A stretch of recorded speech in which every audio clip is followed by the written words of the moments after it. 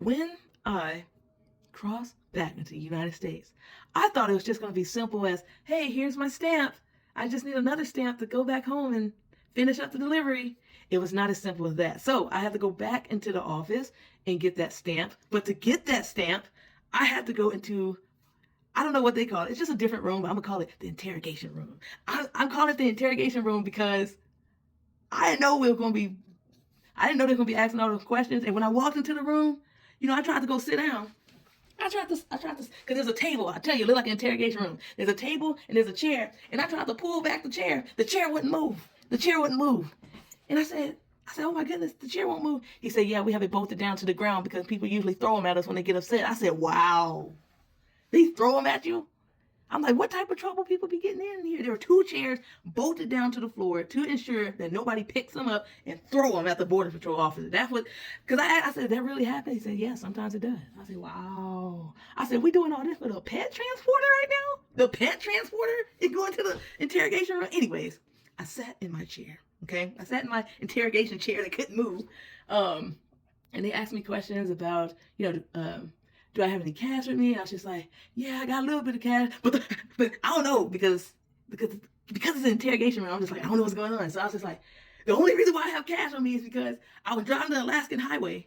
And when you drive the Alaskan highway, you ain't got no signal. So if I needed some help, I need to have X amount of dollars on me because just in case I need to pay someone to help me, I don't know, Anyways, that question's out of the way. And then the next question was, do you have any food with you that's coming from Canada back into the United States? And I was just like, at first I said no, but I was just like, wait a minute, I got like a quarter loaf of bread in the car. I got a quarter loaf of bread. I got a few packs of raisins, and that's it. And I'm sure in their mind, they're like, that's not the food we're looking for, ma'am. That's not the food. In my mind, I was just like, oh, wait, nope, I got bread. I got some raisins. I got some mayonnaise packets. Like, I was tripping out. I don't know why, because it was just a lot. Anyways, once I got through all the interrogation room part, again, it was just a room. They ask you questions again and again. Make sure everything's consistent so you can get your stamp.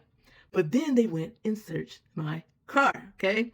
Now, I've never had my car searched ever before. Okay, so at that point, I thought everything was over. Once we got to the interrogation room and all that was done, I was like, okay, cool, we about to get up out of here. But no, they have to search your vehicle to make sure all 3 of the animals, aka commercial goods, are in your vehicle. So I wasn't ready for that. And you can't watch it. You gotta go sit somewhere else and let them do the search and things like that. And I was like, wow, this is a lot, boy, for the pet transporter. That was a very eventful day.